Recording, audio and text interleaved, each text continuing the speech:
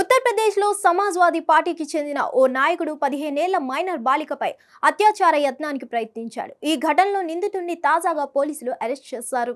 అయితే పోలీసులకు అర్ధరాత్రి 1:30 సమయంలో 112 హెల్ప్ లైన్ నెంబర్కి రక్షించాలని ఫోన్ కాల్ వచ్చిందని తెలిపారు. ఇక వెంటనే సంఘటన స్థలానికి చేరుకున్న పోలీసులు బాలికను రక్షించారు. ఆ సమయానికి బాలిక అభ్యంతర రకమైన స్థితిలో కనిపించిందని, పక్కనే ఉన్న నవాబ్ సింగ్ యాదవ్ని అరెస్ట్ చేసినట్లు పోలీసులు వెల్లడించారు. తనకు ఉద్యోగ అవకాశాల కోసం తన తండ్రి, అత్త తనను నిందితుడి నవాబ్ సింగ్ యాదవ్ వద్దకు పంపినట్లు బాలిక పోలీసులకు చెప్పింది. భారతీయ న్యాయ సంహిత పోక్సో చట్టం సెక్షన్ల కింద కేసు నమోదు చేసి తదుపరి దర్యాప్తు చేస్తున్నారు. అయితే ఈ ఘటన తనపై కుట్రగా నిందితుడు యాదవ్ ఆరోపించాడు. కావాలని తనపై నింద మోపారని చెప్పుకొచ్చాడు. ఇది పెట్టుబడిదారుల కుట్రగా చెప్పాడు. అయితే అతని ఆరోపణలన్నీ బాలిక ఖండించింది. ప్రస్తుతం ఆమెకు వైద్య పరీక్షలు నిర్వహించనున్నారు.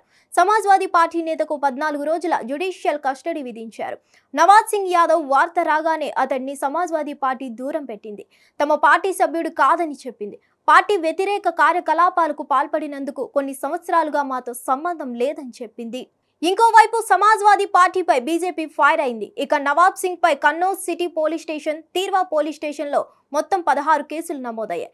ఇందులో హత్యాయత్నం మరియు గూండా చట్టం కింద మరో 3 కేసులు కూడా ఉన్నాయి. మరిన్ని అప్డేట్స్ కోసం stay tune to hit TV. Hit TV app ని డౌన్లోడ్ చేసుకోండి. ఇందులో short news, live news, entertainment movies అన్ని అవైలబుల్ గా ఉన్నాయి. Please download Hit TV app. Hit TV app hit TV app ని ఫ్రీగా డౌన్లోడ్ చేసుకోండి.